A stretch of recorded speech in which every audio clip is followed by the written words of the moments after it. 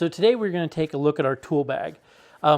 This is one of the favorite bags that we make. A lot of people really like this bag. It's one of the handiest bags I have. So the nice thing about this bag, all mil-spec material.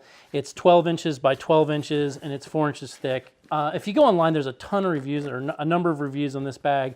They'll talk about what people store in it and how they use it and all that it will fit, because it will fit a lot of stuff. So I'm not going to go over a whole lot of that, just give you kind of the overview of it. Number 8 YKK zipper, giant zipper pulls so you can grab them with a glove on, which is one of my favorite things.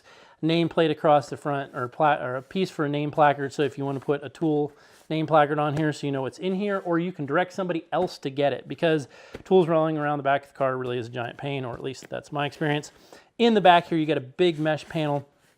And the reason that we're a big mesh pocket, the reason that we did it, we actually left a little bit of pucker in this Velcro when we did it. So if you've got something a little bit longer in the bag, you can run catty-cornered like a breaker bar or something like that. You can slip that in here and it will kind of trap itself in the Velcro and still work pretty well. Or you can put, you know, if you've got a manual or something like that you want to put in there. But that's why that little bit of pucker's in there. So if you've got something a little bigger than the actual bag, you can slip it out the end and still kind of keep it secure in there.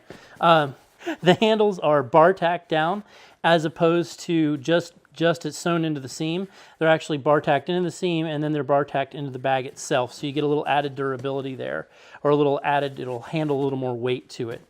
From there, we open it up. It's got 6 bags in it. So you can, you know, I kit mine like I've got sockets in one, wrenches in another. I'll keep vice grips, pliers, and miscellaneous stuff in another, all my electrical stuff in a different one. So each one of these sort of is its own little kit unit that if I need it, it just Velcros out, right? So I can pull these out, 3 aside. And then the handy thing about this, when I'm working on something, especially in the middle of the nowhere at night, which is usually when I have a problem, or headed to dusk and it's about to get really crappy and raining out, I can actually grab the pieces that I need for this, and then I'll actually leave this open like a tray, so I can sit my little miscellaneous nuts and bolts or fasteners or whatever's going to go in here, or parts, so I can help keep them from disappearing into the mud and dirt. So we sort of built this with the idea that you would, you know, you're going to be doing trail maintenance. So like, again, at least that's where we run into our problems typically. It's not bad at home on the garage floor.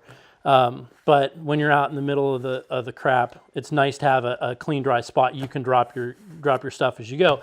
Each one of these pouches is 2 inches deep, 4 inches across, 4 inches this direction, and 12 inches across. So they'll hold quite a bit, a lot more than you think, and there's a lot of video online about this. Zipper pull is pretty easy to grab, even with a glove on. And each one of these bags will hold at least one life-size squirrel.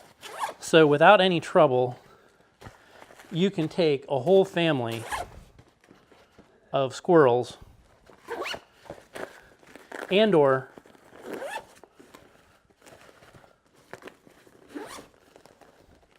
Sasquatch and the rest of his family can all fit right inside our tool bag.